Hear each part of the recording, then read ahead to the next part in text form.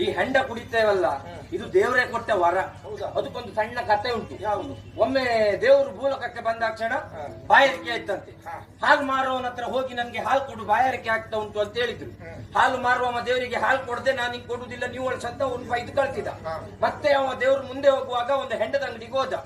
ಹೆಂಡ ಮಾರುವವನ ಹತ್ರ ಬಾಯಾರಿಕೆ ಆಗ್ತದಂತ ಕೇಳಿದಾಕ್ಷಣ ಹೆಂಡ ಮಾರುವವ ಹೆಂಡವನ್ನ ದೇವರಿಗೆ ಕೊಟ್ಟ. ದೇವರು ಹೆಂಡವನ್ನು ಕುಡಿದ್ರು. ಆಗಲೇ ವರ ಮತ್ತು ಶಾಪವನ್ನ ಕೊಟ್ಟದ್ದು. ಹಾಲು ಮಾರುವವನಿಗೆ ಶಾಪ, ಇವತ್ತಿನ ಮೇಲೆ ನೀನು ಮನೆ ಮನೆ ಹುಡ್ಕೊಂಡು ಹೋಗಿ ಹಾಲು ಹಾಕುವಂತ ಶಾಪ ಕೊಟ್ರು. ಹೆಂಡದಂಗಡಿಯವನಿಗೆ ವರ, ನಿನ್ನ ಅಂಗಡಿ ಎಷ್ಟು ಒಳಗಿದ್ರು ನಾಳೆ ಮೇಲೆ ನಿನ್ನ ಅಂಗಡಿ ಹುಡ್ಕ ಬಂದು ಕುಡಿದ್ರು ಅಂತ ವರ ಕೊಟ್ರು. ಎಷ್ಟೆಲ್ಲ ಉಂಟು ನೋಡಿದ್ರಲ್ಲ. ಶಿಷ್ಯ ನನ್ನ ಶಿಷ್ಯ ಅಷ್ಟೇ ಅಲ್ಲ, ಇನ್ನು ಈ ಹೆಂಡ ಕುಡಿಯುವವರಿಗೆ ಹಾವು ಕಚ್ಚುವುದಿಲ್ಲ. ಹೌದಾ? ಪ್ರಪಂಚದಲ್ಲಿ ಸರಿ ಇರುವವರಿಗೆ ಹಾವು ಕಚ್ಚದೆ, ಕುಡುಕರಿಗೆ ಹಾವು ಕಚ್ಚುವುದೇ ಇಲ್ಲ. ಸರಿ ನೋಡಿ, ಹೆಂಡ ಕುಡಿಯುವವರು ಹೆಂಡ ಕುಡಿದು ಹೇಗೆ ನಡ್ಕೊಂಡು ಬರ್ತರು. ಹೀಗೆ ನಡ್ಕೊಂಡು ಬರುವಾಗ ಅವರಿಗೆ ಹಾವು ಕಟ್ಲಿಕ್ಕಂತ ಬರ್ತದೆ. ಕಟ್ಲಿಕ್ಕಂತ ಬಂದ ಹಾವು ಆಚೆ ಕಾಲಿ ಕೊಟ್ಟಿದ, ಈಚೆ ಕಾಲಿ ಕೊಟ್ಟಿದ, ಆಚೆ ಕಾಲಿ ಕಟ್ಟುದಂತ ಹಾವಿಗೆ ಮಂಡ ಬಿಸಿಯಾಗಿ ಹುತ್ತ ಸೇರ್ಕೊಂಡ.